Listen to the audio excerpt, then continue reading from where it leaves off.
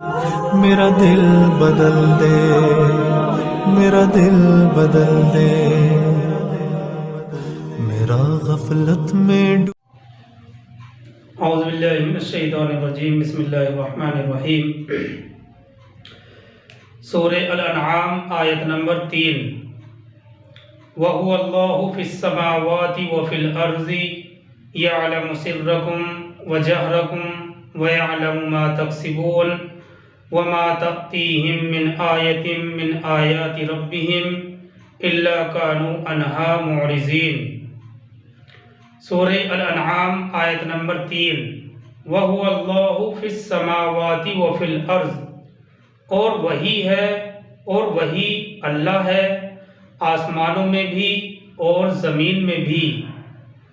وَهُوَ اللَّهُ فِي السَّمَاوَاتِ وَفِي الْأَرْضِ، اور وہی اللہ ہے آسمانوں میں بھی اور زمین میں بھی۔ یعنی ایسا ہرگز نہیں ہے کہ آسمانوں کا خدا کوئی اور ہو اور زمینوں کا خدا کوئی اور ہو۔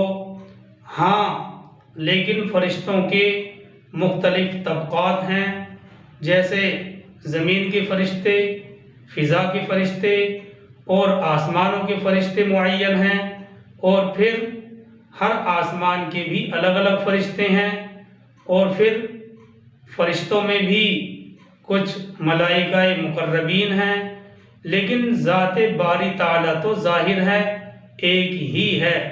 اسی کو اللہ تعالیٰ فرماتے ہیں وَهُوَ اللَّهُ فِي السَّمَاوَاتِ وَفِي الْأَرْضِ، اور وہی اللہ ہے آسمانوں میں بھی اور زمین میں بھی۔ یعنی ایسا ہو کہ زمین کا خدا کوئی اور ہو، آسمانوں کا خدا کوئی اور ہو، ایسا ہرگز نہیں ہے۔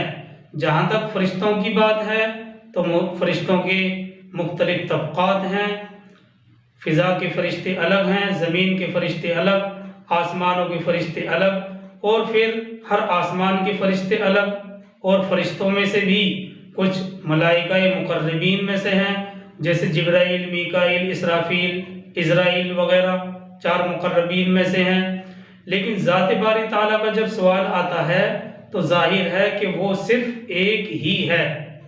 آگے چلتے ہیں اسی آیت میں، یعلم سرکم وجہرکم ویعلم ما تکسبون، وہ جانتا ہے تمہارا چھپا ہوا بھی، وہ جانتا ہے تمہارا چھپا ہوا بھی اور تمہارا ظاہر بھی، اور وہ جانتا ہے جو کچھ تم کماتے ہو، یعنی نیکی اور برائیوں میں سے جو بھی تم کماتے ہو اس کو وہ بخوبی جانتا ہے۔ آگے چلتے ہیں آیت نمبر 4 کی طرف۔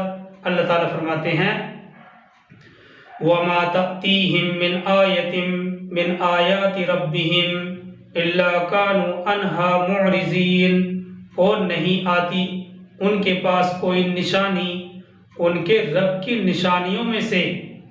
وَمَا تَأْتِيهِم مِّنْ آيَةٍ مِّنْ آيَاتِ رَبِّهِمْ، اور نہیں آتی ان کے پاس کوئی نشانی ان کے رب کی نشانیوں میں سے، إِلَّا كَانُوا عَنْهَا مُعْرِضِينَ، مگر یہ لوگ اس سے اعراض کرنے والے بنے ہوئے ہیں۔ مطلب یہ ہے کہ اللہ سبحانہ وتعالی فرماتے ہیں کہ ہم نئی سے نئی سورہ بھیج رہے ہیں، نئی سے نئی صورتیں نازل کر رہے ہیں، نئی سے نئی آیات نازل کر رہے ہیں، لیکن اس کے باوجود یہ لوگ اعراض پر تلے ہوئے ہیں۔ یعنی اس آیت میں انسانوں کی غفلت، ہٹ دھرمی اور حق کے خلاف ضد کی شکایت اللہ تبارک و تعالیٰ اس طرح فرما رہے ہیں کہ اللہ کی توحید کے واضح دلائل اور کھلی نشانیوں کے باوجود انکار کرنے والے انسانوں نے یہ طریقہ کار اختیار کیا ہوا ہے کہ اللہ کی طرف سے جو بھی نشانی، جو بھی ہدایت ان کے لیے بھیجی جاتی ہے وہ اس سے منہ پھیر لیتے ہیں، اس میں ذرا بھی غور نہیں کرتے۔ تو گویا کہ یہ ایک شکایت بھرا اللہ سبحانہ و تعالیٰ کا انداز ہے جو اس آیت کریمہ میں اللہ تعالیٰ فرماتے ہیں وَمَا تَأْتِيهِم مِّنْ آيَةٍ مِّنْ آيَاتِ رَبِّهِمْ إِلَّا كَانُوا عَنْهَا مُعْرِضِينَ، اور نہیں آتی ان کے پاس کوئی نشانی ان کے رب کی نشانیوں میں سے مگر یہ لوگ اس سے اعراض کرنے والے بنے ہوئے ہیں۔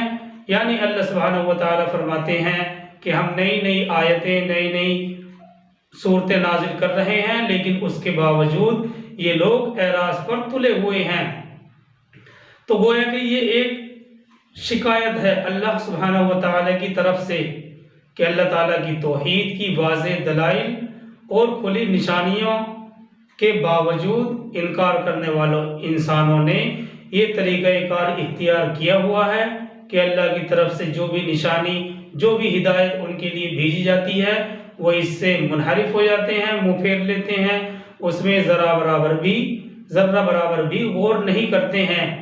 اگلی آیت نمبر 5 میں اسی انسانی غفلت کی مزید تفصیل بعض واقعات کی طرف اشارہ کر کے اللہ سبحانہ و تعالیٰ نے بیان فرمائی ہے۔ جو اگلی آیت نمبر 5 آ رہی ہے، اس آیت میں اسی انسانی غفلت کی مزید تفصیل بعض واقعات کی طرف اللہ تعالیٰ نے اشارہ کر کے بیان فرمائی ہے۔ سورہ انعام آیت نمبر 5 اللہ تعالیٰ فرماتے ہیں فَقَدْ كَذَّبُوا بِالْحَقِّ لَمَّا جَاءَهُمْ۔ اصل میں دیکھیے سورہ مائدہ اس زبان سے ابھی تک نکل رہا ہے کیونکہ لمبی سورت تھی، وہ ابھی تک چل رہی تھی۔ یہ سورہ الانعام آیت نمبر 5 اللہ تعالیٰ فرماتے ہیں فَقَدْ كَذَّبُوا بِالْحَقِّ لَمَّا جَاءَهُمْ، تو اب انہوں نے جھٹلا دیا ہے حق کو جبکہ ان کے پاس آ چکا ہے۔ اللہ تعالیٰ فرماتے ہیں فَقَدْ كَذَّبُوا بِالْحَقِّ لَمَّا جَاءَهُمْ، تو اب انہوں نے جھٹلا دیا ہے حق کو جبکہ ان کے پاس آ چکا ہے۔ یہاں اس آیت میں ذرا انداز دیکھیے اللہ سبحانہ و تعالیٰ کا، اور یہ بھی ذہن میں رکھنا چاہیے یہ ایک انداز نرالا انداز ہے، اور یہ ذہن میں رکھنا چاہیے کہ یہ مکی دور کے آخری زمانے کی صورت ہے۔ یہ بات پہلے بھی بیان کی گئی تھی، اور یہاں پر انداز دیکھیے، اور یہ بھی ذہن میں رکھنا چاہیے کہ یہ مکی دور کے آخری زمانے کی صورتوں میں سے ہے، جبکہ حضور صلی اللہ علیہ وسلم کو دعوت دیتے دیتے اللہ کی طرف لوگوں کو بلاتے بلاتے تقریباً 12 سال گزر گئے تھے۔ مطلب یہ ہے کہ اب تک بھی جو لوگ ایمان نہیں لائے وہ اپنی ضد اور ہٹ دھرمی میں پورے طور سے جم چکے ہیں، یعنی ان کی ضد اور ہٹ دھرمی ایسی ان کے دل کے اندر گھر کر گئی ہے کہ اب حق بات ان کی سمجھ میں آتی ہی نہیں ہے۔ دیکھیے اس آیت کے اندر لفظ استعمال کیا گیا ہے حق، فَقَدْ كَذَّبُوا بِالْحَقِّ۔ اس لفظ حق کے بارے میں مفسرین یہ کہتے ہیں کہ اس سے مراد یہاں پر قرآن مجید بھی ہو سکتا ہے اور نبی اکرم صلی اللہ علیہ وسلم کی ذات اقدس بھی ہو سکتی ہے۔ اگر ہم اس جگہ اس سے مراد قرآن کریم لیتے ہیں تو بات بالکل ظاہر ہے، کسی وضاحت کی ضرورت ہے ہی نہیں، اور اگر ہم اس سے مراد نبی کی ذات اقدس لیتے ہیں تو پھر قرآن کریم کے بیان کرنے کا ایک نرالا انداز معلوم ہوتا ہے۔ کیوں؟ کیونکہ سرکار دو عالم صلی اللہ علیہ وسلم نے زندگی کی شروعات سے لے کر آخر تک انہی عرب قبیلوں کے درمیان زندگی گزاری، بچپن سے جوانی اور جوانی سے بڑھاپے تک انہی کی آنکھوں کے سامنے سرکار دو عالم صلی اللہ علیہ وسلم رہے، اور ان کو بھی پوری طرح معلوم تھا کہ سرکار دو عالم صلی اللہ علیہ وسلم نے کسی انسان سے مطلقاً کوئی تعلیم حاصل نہیں کی ہے، لکھنا پڑھنا آپ نہیں جانتے تھے، سارے جزیرۃ العرب میں آپ کا لقب امی مشہور تھا۔ 40 سال کی عمر کے بعد 40 سال اسی حال میں ان کے درمیان گزرے کہ کبھی نہ تو سرکار دو عالم صلی اللہ علیہ وسلم نے شعر و شاعری سے دلچسپی کی، نہ ان کو دلچسپی ہوئی، نہ کبھی علم اور تعلیم سے کوئی مناسبت ہوئی، اور پھر 40 سال پورے ہوتے ہی اچانک سرکار دو عالم صلی اللہ علیہ وسلم کی زبان مبارک سے وہ علوم، فنون، حقائق اور معارف جاری ہو گئے، جن کو سن کر دنیا کے بڑے بڑے ماہر فلسفر بھی ان کے سامنے عاجز رہ گئے۔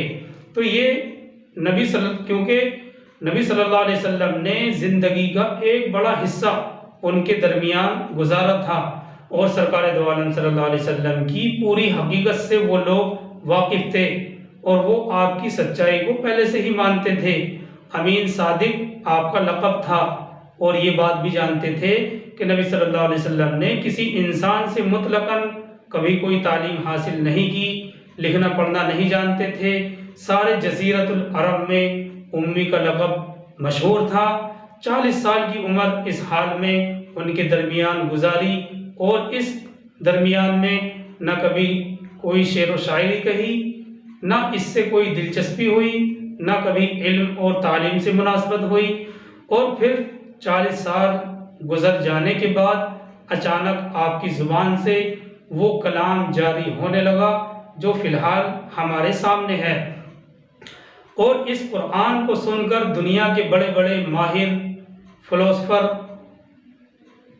ان کے سامنے عاجز رہ گئے۔ اور پھر سرکار دو عالم صلی اللہ علیہ وسلم نے اور قرآن نے عرب کے تمام فصحا بلغا کو اپنے لائے ہوئے کلام کا مقابلہ کرنے کے لیے چیلنج بھی کیا تھا کہ یہ لوگ جو حضور صلی اللہ علیہ وسلم کو شکست دینے کے لیے اپنی جان، مال، عزت، آبرو، اولاد، خاندان سب کچھ قربان کرنے پر تلے ہوئے تھے، لیکن الحمدللہ ثم الحمدللہ ان میں سے کسی کی یہ ہمت نہیں ہوئی کہ اس چیلنج کو قبول کر کے قرآن کی ایک آیت کی مثال ہی بنا کر پیش کر دیتے۔ تو یہ قرآن کریم کا بہت بڑا معجزہ ہے، اور یہی تو انداز ہے، کیونکہ اللہ سبحانہ وتعالیٰ جانتا تھا، اللہ کو معلوم تھا کہ میرے نبی نے ایک بڑی زندگی کا حصہ ان کے درمیان گزارا ہے، اور نبی کی ذات سے یہ پوری طرح سے واقف ہیں، اور نبی صلی اللہ علیہ وسلم نے کی تعلیمات سے کوئی مناسبت نہیں تھی۔ اب اچانک یہ ایسا کلام حقائق سے بھرا ہوا جس کے اندر پچھلی قوموں کے واقعات اور آئندہ آنے والے حالات کے بارے میں بھی ذکر کیا گیا ہے، اور جو پچھلی قوموں کے بارے میں بیانات کیے گئے ہیں اپنی آنکھوں سے، اپنے کانوں سے وہ سنتے تھے، اپنی کتابوں میں بھی کیونکہ پڑھے ہوئے تھے، اس کی سچائی کا اعتراف کرتے تھے، لیکن مانتے نہیں تھے۔ پورے عرب نے مخالفتیں تو بہت ساری کی، لیکن کسی کی ہمت یہ نہیں ہوئی کہ اس چیلنج کو قبول کر کے قرآن کی کوئی ایک آیت ہی مثال میں پیش کر دیتے۔ پورے عرب نے اس کلام کے بے مثل اور بے نظیر ہونے کو تسلیم کیا، اور اس کی مثال پیش کرنے کو خود اپنی رسوائی کے خیال سے چھوڑ دیا، کیونکہ وہ جانتے تھے کہ قرآن کے اندر جو حقائق بیان کیے گئے ہیں وہ اپنی زبان سے ان کو بیان نہیں کر سکتے، اس جیسا کلام وہ اپنی زبان سے نہیں بنا سکتے۔ تو اس لیے ان لوگوں نے اس کلام کے بے مثل اور بے نظیر ہونے کو تسلیم کیا، اور اس کی مثال پیش کرنے کو اپنی رسوائی اور ذلت کے خیال سے چھوڑ دیا۔ ایسے واقعات تاریخ میں بھرے پڑے ہیں۔ ہم ان میں سے صرف ایک واقعے کی طرف اشارہ کرتے چلیں گے تاکہ مضمون پوری طرح سے واضح ہو جائے، اور قرآن کی اس آیت کا جو اللہ سبحانہ وتعالیٰ نے انداز اختیار کیا ہے وہ انداز ہمارے ذہن میں آ جائے۔ سب سے پہلے اس انداز کو دوبارہ رکھتے ہیں، فَقَدْ كَذَّبُوا بِالْحَقِّ لَمَّا جَاءَهُمْ، تو اب انہوں نے جھٹلا دیا ہے حق کو جبکہ ان کے پاس آ چکا ہے۔ فَقَدْ كَذَّبُوا بِالْحَقِّ لَمَّا جَاءَهُمْ، تو اب انہوں نے جھٹلا دیا ہے حق کو جبکہ ان کے پاس آ چکا ہے۔ تو ایسے واقعات تاریخ میں بھرے پڑے ہیں۔ ان کی مثال ایک واقعے کی طرف اشارہ کریں گے کہ جب رسول اللہ صلی اللہ علیہ وسلم اور قرآن کا چرچا مکے سے تھوڑا باہر حجاز کی دوسری جگہوں میں ہونے لگا، اور اس وقت حج کا موسم آیا تو مکے کے مشرکین کو اس بات کی فکر لاحق ہوئی کہ اب عرب کے چاروں طرف سے لوگ آئیں گے اور آپ کو اور رسول اللہ صلی اللہ علیہ وسلم کے اس کلام کو سنیں گے تو فریفتہ ہو جائیں گے، اور غالب گمان یہ ہے کہ وہ اسلام بھی قبول کر لیں گے۔ اس کو روکنے کی تدبیر سوچنے کے لیے قریش نے ایک میٹنگ منعقد کی، اور اس میٹنگ میں بڑے بڑے سردار موجود تھے، اور اس میٹنگ میں ولید بن مغیرہ سر فہرست تھا۔ اس کو بڑا عقل اور عقل مند ممتاز سمجھتے تھے لوگ۔ سب نے ولید بن مغیرہ کو یہ مشکل پیش کی کہ اب ملک کے اطراف کے لوگ آئیں گے اور ہم سے محمد صلی اللہ علیہ وسلم کے بارے میں پوچھیں گے تو ہم کیا کہیں؟ ہمیں آپ کوئی ایسی بات بتلا دیجئے کہ ہم سب مل کر وہی بات کہیں۔ کہیں ایسا نہ ہو کہ ہمارے بیانات خود ہی الگ الگ ہوں، ہمارے بیانات خود ہی مختلف ہوں، جیسا کہ گواہوں کے طور پر یہ بات بہت اہم رکھتی ہے کہ اگر دو گواہ ہیں تو دونوں کا بیان ایک ہی ہونا چاہیے۔ اگر الگ الگ بیان ہوتا ہے تو اس کی گواہی آج کے معاشرے میں بھی معتبر نہیں سمجھی جاتی ہے۔ تو یہی ان لوگوں نے میٹنگ کی کہ کہیں ایسا نہ ہو کہ ہمارے خود ہی بیان الگ الگ ہوں، آپ کوئی ایسا جملہ، کوئی ایسی بات بتلا دیجئے کہ سب لوگوں کی زبان پر وہی ہو۔ دیکھیے جو ولید بن مغیرہ ہے اس کا نام سر فہرست آتا ہے، اور مفسرین کا اس بات پر اجماع ہے کہ سورہ مدثر کی چند آیت اسی ولید بن مغیرہ کے بارے میں نازل ہوئی ہیں۔ بہرحال جب سورہ مدثر آئے گی تو وہ پورا واقعہ بیان کیا جائے گا۔ تو ولید بن مغیرہ یہ ممتاز لوگوں میں سے تھا۔ ولید بن مغیرہ نے کہا کہ تم ہی کہو کیا کہنا چاہتے ہو۔ لوگوں نے کہا کہ ہمارے خیال میں ہم لوگ یہ کہہ دیں گے کہ معاذ اللہ محمد صلی اللہ علیہ وسلم مجنون ہیں، اور ان کا جو کلام ہے ایک مجنونانہ کلام ہے۔ ولید بن مغیرہ نے کہا دیکھو تم ایسا ہرگز نہ کہنا، کیونکہ یہ لوگ جب ان کے پاس جائیں گے، ان سے ملاقات کریں گے اور ان کے کلام کو سن کر اس کو فصیح و بلیغ پائیں گے تو انہیں یقین ہو جائے گا کہ تم نے ان سے جھوٹ بولا ہے۔ پھر کچھ لوگوں نے کہا اچھا تو ہم ان کو کہہ دیں گے کہ وہ ایک شاعر ہیں۔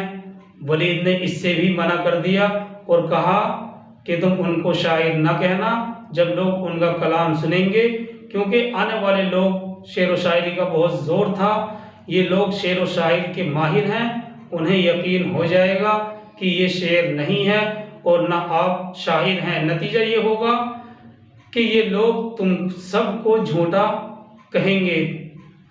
پھر کچھ لوگوں نے کہا تو پھر ہم ان کو کاہن کہہ دیتے ہیں جو شیاطین اور جنات سے سن کر غیب کی خبریں دیتے ہیں۔ ولید نے کہا یہ بھی غلط ہے، کیونکہ جب لوگ ان کے کلام کو سنیں گے تو پتہ چل جائے گا کہ یہ کلام کسی کاہن کا کلام نہیں ہے، وہ پھر تمہیں جھوٹا سمجھیں گے۔ اس تمام گفتگو کے بعد قرآن کے بارے میں جو ولید کے تاثرات تھے ان کو ان الفاظ میں اس نے ادا کیا، ان الفاظ میں بیان کیا۔ یہ الفاظ ہو بہو آج تک تاریخ کی کتابوں میں موجود ہیں۔ معارف القرآن نے خصائص کبریٰ کے حوالے سے نقل کیے ہیں۔ خصائص کبریٰ یہ علامہ جلال الدین سیوطی کی کتاب ہے، اور انہوں نے ایک جلالین تفسیر بھی لکھی ہے، بڑی عمدہ سمجھی جاتی ہے تفسیر کی کتابوں میں۔ تو بہرحال معارف القرآن نے خصائص کبریٰ کے حوالے سے نقل کیا ہے کہ ولید بن مغیرہ کہتا ہے خدا کی قسم تم میں سے کوئی شخص بھی شعر و شاعری اور عرب کے اشعار میں میری برابر واقف نہیں ہے۔ جو عرب کے اشعار ہیں ان سے میری برابر تم میں سے کوئی واقف نہیں ہے۔ خدا کی قسم اس کلام کے اندر خاص حلاوت ہے، خاص مٹھاس ہے اور ایک خاص رونق ہے جو ہمارے کسی شاعر اور فصیح و بلیغ کے کلام میں نہیں ہو سکتی۔ پھر اس کی قوم نے دریافت کیا کہ آپ ہی بتلائیے ہم کیا کریں۔ ان کے بارے میں لوگوں سے کیا کہیں؟ ولید نے کہا کہ میں کچھ غور کرنے کے بعد جواب دوں گا۔ پھر بہت سوچنے کے بعد ولید نے کہا اگر کچھ کہنا ہی ہے تو تم ان کو ساحر کہو، یعنی جادوگر کہو۔ اپنے جادو سے وہ باپ بیٹے میاں بیوی میں تفرقہ ڈال دیتے ہیں۔ قوم اس پر متفق اور مطمئن ہو گئی اور سب نے یہی کہنا شروع کر دیا مگر خدا کا چراغ کہیں پھونکوں سے بجھنے والا تھا۔ اطراف عرب سے لوگ آئے، قرآن سنا اور بہت سے لوگوں نے اسلام قبول کر لیا اور عرب کے آس پاس کے علاقے میں اسلام پھیلنا شروع ہو گیا۔ تو اس واقعے سے یہ معلوم ہوتا ہے کہ وہ مخالفت میں کتنے آگے نکل گئے تھے، لیکن ان میں سے پھر بھی کسی کو یہ ہمت نہیں ہوئی کہ نبی کے اس چیلنج کو قبول کرتے یا کچھ جیسا کلام بنا کر پیش کر سکتے تھے۔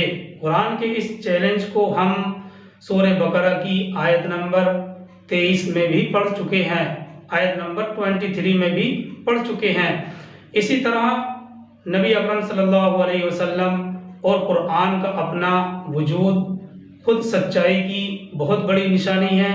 ان لوگوں نے ساری نشانیوں کو ایک دم جھٹلا دیا، اسی لیے اور دیکھیے نشانیاں ہیں اور ان کے علاوہ سرکار دو عالم صلی اللہ علیہ وسلم کے ہاتھوں ہزاروں معجزات ایسے ظاہر ہوئے جن کا انکار کوئی صحیح العقل انسان نہیں کر سکتا، جس کے اندر تھوڑا سا بھی شعور ہے وہ انکار نہیں کر سکتا، لیکن ان لوگوں نے ان ساری نشانیوں اور معجزات کے باوجود ایک دم جھٹلا دیا۔